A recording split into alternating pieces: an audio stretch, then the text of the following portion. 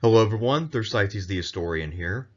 I just finished watching the Nevada debate, which to the best of my count is the 10th Democratic debate. This one was a knockdown, drag-out brawl, and I think that at least 3 people wrecked themselves pretty hard in this debate. The debate was sponsored by NBC, MSNBC, and some local Nevada station that I've never heard of. At least 2 of the moderators, Chuck Todd and a Latina woman, demonstrated strong biases. Yet, despite that, in a lot of ways, this was perhaps the best debate. And I feel odd saying that, since I'm typically someone who values substance over style, and yet this debate was pretty damn short on substance. Stylistically, though, it did have something that I absolutely love. I love conflict in debates. I love passion. Civility is fake. These people are not friends, they don't like each other. You don't compete against people for years at a time to win an office without developing some level of animosity and contempt for your opponents. And in this case, it came through finally. Everyone bared their teeth, and it was a complete and total bloodletting. So, this is exactly what I like to see. I know a lot of people are uncomfortable at conflict, but personally, I wish every debate had this kind of tone and this kind of pace. This was great. This was amazing entertainment, and I like to see what candidates do when their backs are to the wall and they're forced to fight. And as in any case, when people are really put to the test, we saw some clear results tonight. We saw how much each candidate has to offer to an extent that we've rarely seen before. There were some very clear winners and losers. While ranking them was not as easy as one might hope, there were very, very clear tiers here. There were 4 clear tiers. There's the extreme loss tier. One person in this debate was so bad that I'm going to argue that he actually had the worst debate performance in the history of presidential primaries, full stop. Then there is the hard loss column. Then there's the break even to slightly better than average column. And then there's the winner column. So this one will have 4 columns. As for the debate moderators themselves, this debate was moderated by NBC, MSNBC, and then some Nevada station. There were 2 moderators present who displayed very heavy bias. Chuck Todd hates Bernie Sanders, and there was a Latina anchor who I assume is from the Nevada network, and she clearly hated Amy Klobuchar. So yes, for the first time in history, there was someone there who hated Amy Klobuchar and had an agenda. So that was an interesting dynamic by itself, and would be enough on its own to make this debate historic. So anyway, let's get into the losers first and work our way to the top. First up, the person who lost in ways that I never even thought imaginable. In his ads, which you literally cannot escape if you use the internet or have access to television, Mike Bloomberg likes to say at the end of the ad, Mike can get it done. What he forgot to mention is the thing that he'll get done is literally having the worst debate performance in the history of our species. I have never seen anyone collapse so hard and so thoroughly. Even in prior debates where people have been absolutely terrible. Lincoln Chafee in 2016 comes to mind. Beto O'Rourke when he was getting schooled by Julian Castro comes to mind. I've never seen anyone look worse as a person while also looking weak and just pathetic. This was a complete 0 out of 10 performance. There's nothing you can possibly give Bloomberg credit for. You can't even rate him at a 0.1 or 0.2. This was a flat line 0. He did not register a pulse during much of this debate. And the times when he did speak, he rarely spoke with anything like emotion or substance. He defended himself extremely poorly. He didn't interject to try to defend himself. He just stood there and got destroyed. And while I have talked in the past about how it's never good to look petulant when you're trying to defend yourself, that is infinitely preferable to standing there like an idiot and just getting beaten up. Pete's petulance actually comes across as charming compared to this. This was unbelievably terrible, but amazingly entertaining. I have never been entertained by someone sucking this much. So this is epically bad.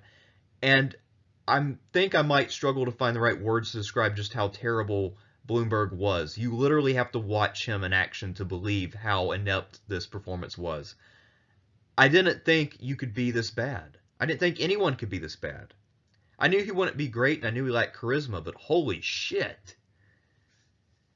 It's safe to say his campaign is over. Tonight was bad enough that if anybody sees more than 2 minutes of this debate, there's no way they could pull the lever for Bloomberg. Even people who agree with him on the substance, more conservative Democrats, there's no way.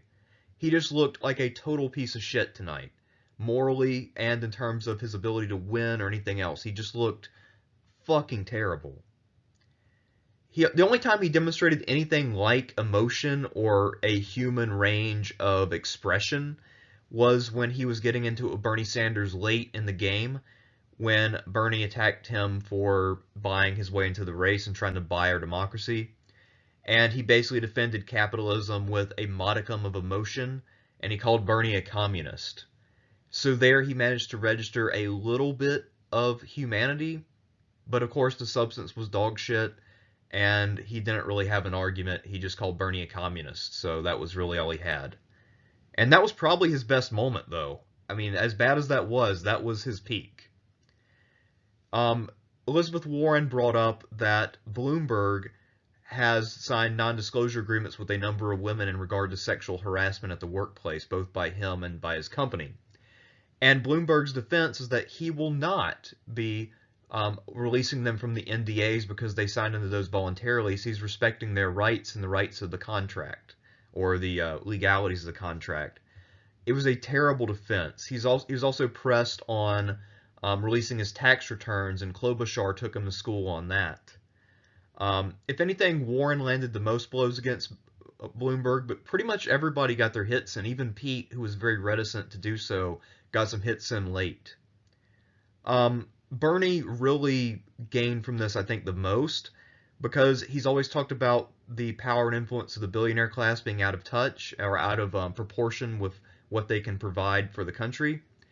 And by Bloomberg being totally useless on the stage and just eating shit for an hour and a half before Bernie laid into him, it really brought home the idea of what Bernie's trying to say. Because Bernie, one of his talking points is that Michael Bloomberg is worth more than the bottom 125 million Americans put together. So then, as the viewer, you have to ask yourself, does Bloomberg have more to offer to our democracy than the bottom 125 million people put together? And the answer is clearly no, because Bloomberg had nothing to offer. When it came to policy substance, he literally said nothing all night. There was absolutely zero. Just a pure bed-shitting performance. If I had to sum up his pitch, he talked about electability and competence in governing, neither of which he demonstrated in any way while on the stage. In fact, his electability argument, which had been somewhat strong because of some polling based on perception, he destroyed that completely. There's no way anyone would be willing to put him up against Trump on a stage unless it was for entertainment at Mike's expense. No one would think of him as someone who could get elected after watching that. So Mike was able to hide behind his ads, but once he came out from behind the screen, it's clear that he is just a complete and total fraud who has no ability to perform in the political sphere, and he needs to get the hell out of the race because he is a complete and total waste of space and a disgrace to the entire country. Now for what I like to call the normal shit tier, the people who are at about a 2 or a 3 out of 10, and who did themselves some damage, but didn't do anything historically bad. First up, Peter the Cheater. While his highlight was getting into a full-on personal catfight with Amy Klobuchar over nothing, before that he had some other moments which were equally cringe. He tried to get into a lengthy debate with Bernie Sanders over Bernie Bros on Twitter. Yeah, something that people spend hours and hours at night up about. People are so worried about discourse on Twitter. He also attacked Bernie over healthcare, again. And just a lot of corporate talking points that we've heard before, either on the news recently or from people like John Delaney and John Hickenlooper. Nothing new, nothing interesting, and Bernie was able to defend himself on all of those points fairly effectively. No one really came to Pete's aid, and he was just launching these attacks with the smugness that we know him for best, and in that fake tone of voice and all of that. So far, so generic. Then he ended up getting into a major kerfuffle with Amy Klobuchar, and this ended up becoming the dominant thread of the entire debate once it started. You might think it would be natural for Bernie and Bloomberg to really butt heads since they're the main two contenders in the race as it stands right now. Or you might think that Warren will go hard after Bloomberg and that will be the main line of contention because she's fighting for her life and he is an easy target. And while those things happened, the real thing that probably took up the most screen time was the Pete and Amy debate, which was 100% devoid of anything resembling substance. The real issue is that Amy was hit over the question about her not knowing about AMLO's name. And Pete came off as a condescending bastard, Amy called him out, and then they squabbled over nothing. For Pete, all of his answers came with a smugness level of 9,000. There was all kinds of empty rhetoric and grandiose language with not a lot said. He also took some serious gut punches from Warren and Bernie for his healthcare plan. They talked about the inadequacies of it, how it only covered a handful of people extra, and how he is completely full of shit. His pitch was effectively that he is the person between the status quo and revolution. Or, when he was saying this, my girlfriend had a good line, he is saying that he is the candidate who straddles the fence. So if you want to be on the fence, you have high hopes of finding your candidate. He's also about inclusiveness, not being divisive or scary. But the problem with that is that he literally spent most of the night in a very bitter personal exchange with Amy Klobuchar, where both of them were demonstrating genuine anger and animosity, and they were not discussing substance. They were basically talking about tone and how each of them had failings in their past, bad voting records, bad record as mayor, how they didn't understand this, that, or the other. It was purely personal and nasty, and both of them were running on a message of being unifiers, so this came across as not a good look, especially when they would then talk about Bernie being divisive, even after that kind of exchange. Both of them undermined themselves badly. I feel like Pete came across a little worse just because of how bad the smugness was. Of all of his smug performances, this was easily the most smug. There's something about Amy as a candidate. She's not someone who I agree with, but typically she's pretty solid in debates. Tonight was definitely an exception to that. And if we're just talking about pure substance, she was actually quite a bit worse than Pete. However, I think she came across as more likable, although by a very, very slim margin. And since a lot of voters already know what these people stand for and what they're about, they're really looking for someone they can rally behind because that person shows some leadership qualities or is relatable on some levels. I think Amy came across as much more human than Pete and therefore beat him. But again, we're talking about people competing to be the better of the two in the shit tier of the debate. Of course, Bloomberg's in his own universe at a flat 0. Amy, to her credit, did manage to land some solid blows, so in this way she also exceeded Pete's performance. Pete tried to land some blows but never really stuck anything. Amy did have some hard shots against both Pete and Bloomberg, but ultimately she was still flustered from that AMLO mistake where she couldn't name the president of Mexico, and that was something that she really couldn't get over. And once Pete pounced on the question, she got angry, and she never really got around to any substance the whole night. She was just strictly fighting, and just mostly fighting Pete.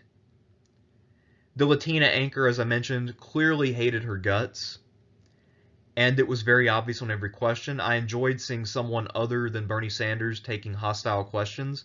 I kind of wish that everyone had taken hostile questions. That would have been interesting.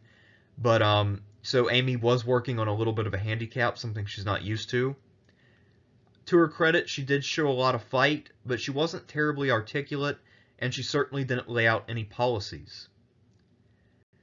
Again, I think she won the duel with Pete based on likability and not being extraordinarily smug, but it is a hard call. Her basic claim that she got across here, that she managed to mention several times, that she's passed 100 bills, that she has the ability to get stuff done, work across the aisle, and inspire Democrats. And she also hit Pete with the idea that he has not been in the arena. She used that exact phrase at least 6 times during this long, uncomfortable 5 or 6 minute back and forth with only Amy and Pete. That was literally insufferable. One of the worst debate sequences of all time. Because you have two of the most unlikable people at their most unlikable, just going back and forth and back, literally talking about nothing except how they hate each other. Amy's pitch is I can bring people together and govern. Pretty boring, pretty standard, and again, it's kind of hard for her to make that case when she came across looking dumb at a couple points, and then she of course got into a feud with Pete, which is clearly 100% personal. The differences between them are totally on messaging, and both of them are effectively running on very similar platforms. The main differences are stylistic between them. They're both running as Midwestern identity politics people, but Pete is trying to use his veteran status and then left Christian and being gay. Klobuchar is running on being a woman and being tough. So they are trying to compete for the same little group of sort of centrist to moderate Democrats, and both of them have a lot of similarities. I imagine that each of them in private bemoans the existence of the other because they cancel each other out to a large extent, and I think in their own minds, if it wasn't for the other person, they would be ahead, and that's really what this feud is about. The two of them are blocking each other's path. Now, both of them are also furious at Bloomberg for blocking their path later on, but right now the real hatred is between the two of them. So I would not be surprised if after the election there are anonymous op-eds written by ex-staffers or inside sources where one talks about how shitty the other is. Be on the lookout for that in the coming months. For those of you who watched the debate, you might be wondering why in the hell is Tom Steyer on the screen right now? He wasn't in the debate. Well, yeah, that's my point. He wasn't in the debate, and that was a huge L for him.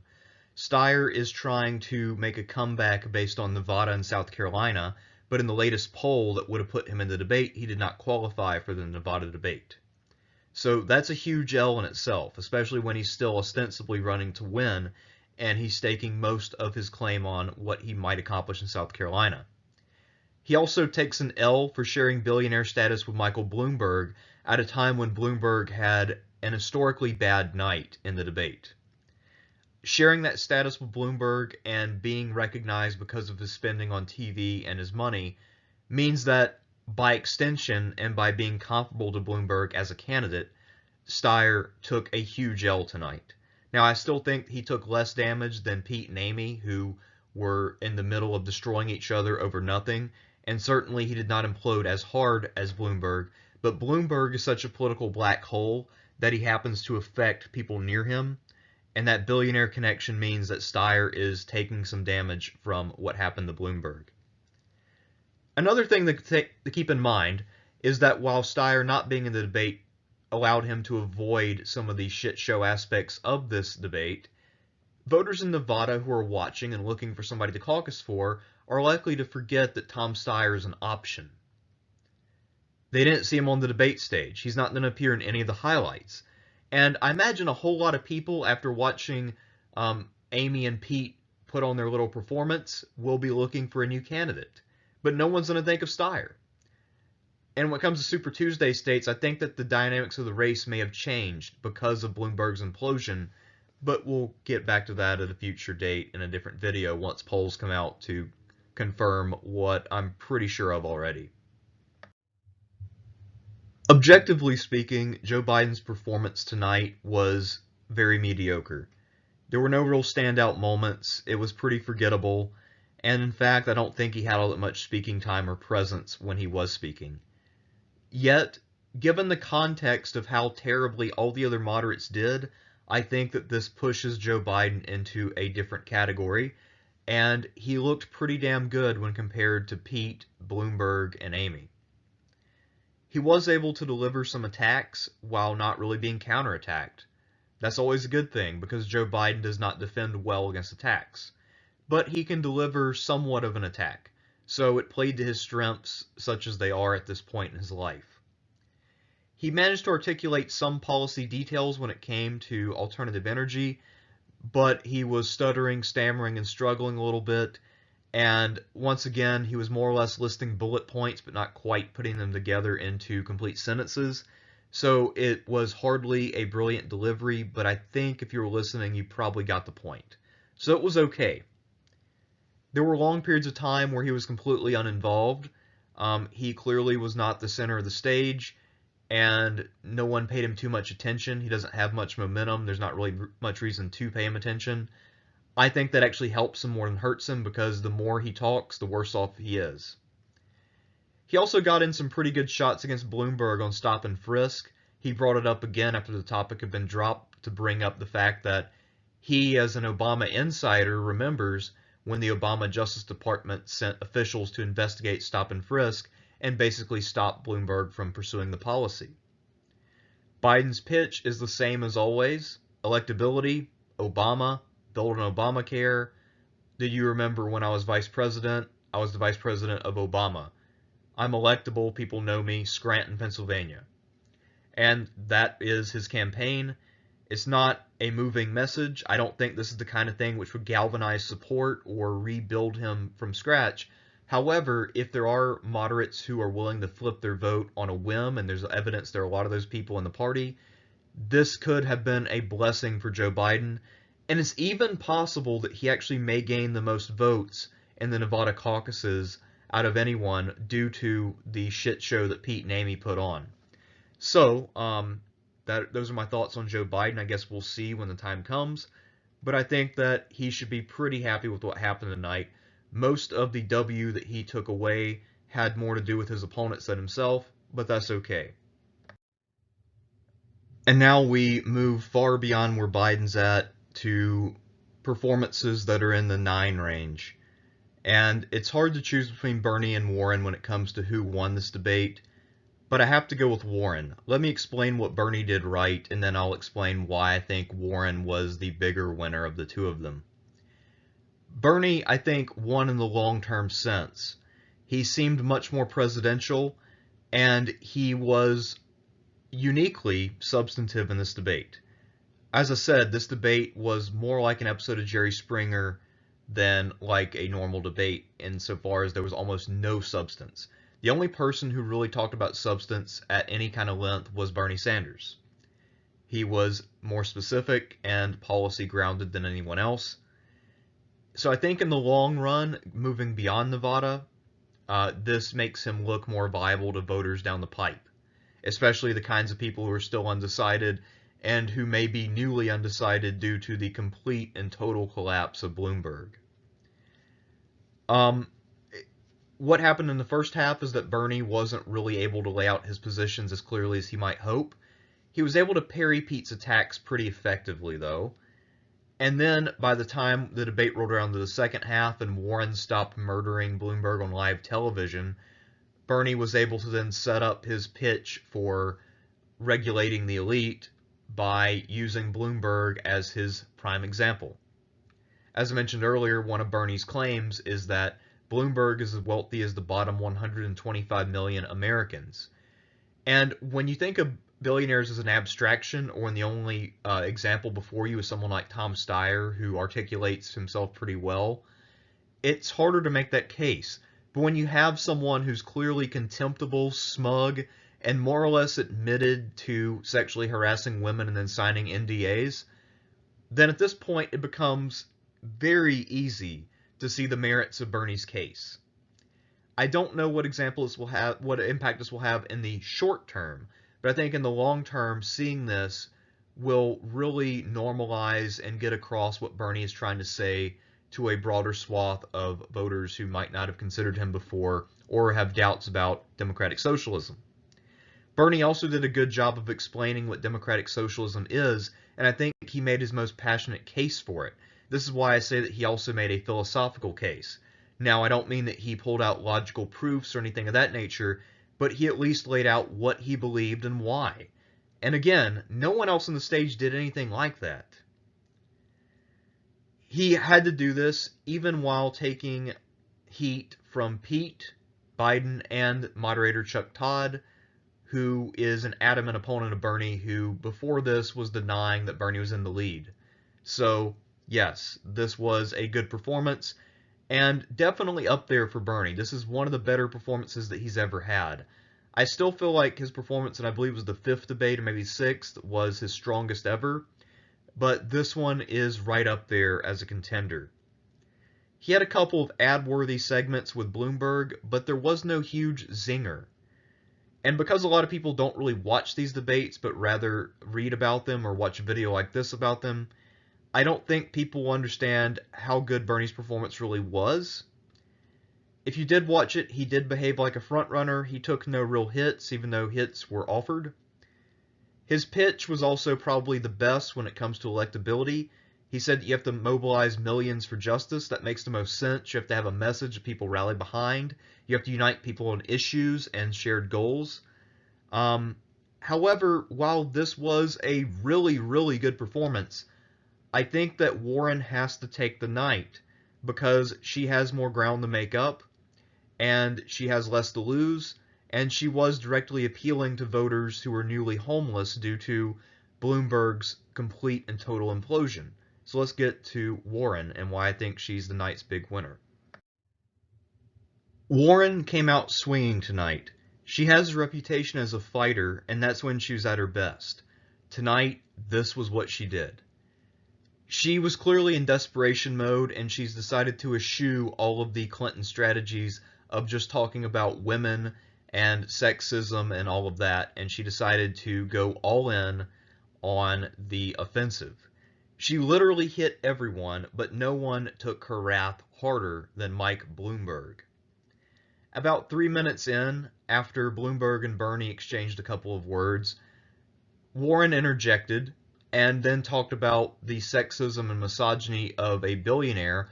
And from the way she was phrasing it, it sounded a whole lot like Trump. But then she said, I'm not talking about Trump, I'm talking about Mike Bloomberg. They're standing right side by side. And from that point on, the rout of Bloomberg was in full motion. And if anything, Warren single-handedly ended Bloomberg's career twice in one night. And I think Bernie and Biden and even Klobuchar all ended his career at least once apiece. So it's not like she's the only person to do it, but she did it first and did it the most. The NDA argument that she advanced against Bloomberg, asking him to release the women from the NDA so they could testify and tell the public what they needed to know, this was pretty damn devastating. Because not only did she actually get in this women point that she tries to do without having to just say women hooray, she actually was able to do it in a more clever fashion. But also, this completely undermines Bloomberg's credibility on a personal level. It undermines his claim that he's a better person than Trump, that he's more appropriate, that he can get the country on the right footing, all of that. And again, there were several times when she was just throwing bombs all across the stage with no regard for human life. There were several answers where she would hit with different words Pete, Biden, Amy, and Bernie, and then also Bloomberg. She was throwing punches in every direction. Her main accusation against Pete, Amy, and Biden is that they were too cozy with the GOP and they didn't go far enough, which is something that she said and to some extent in the past as well. With Bernie, she basically said that he goes a little too far, and she especially pointed this out with the question of socialism versus capitalism. She said she's a capitalist and that we need to stick with capitalism. So that was basically her approach. Now, I don't know how voters will actually respond to that in the long run. However, in the short run, she came across as strong. She dominated the course of the debate because she kept interjecting herself, and she was just simply on the warpath. Dominating the discourse, dominating the debate doesn't necessarily mean you win. So, for instance, John Delaney is a very assertive person, and he controlled the pace of the debates that he was in, but clearly he didn't win anything. Warren may not have done as well as I think she did. but I feel like she will get enough coverage from this that it will help her.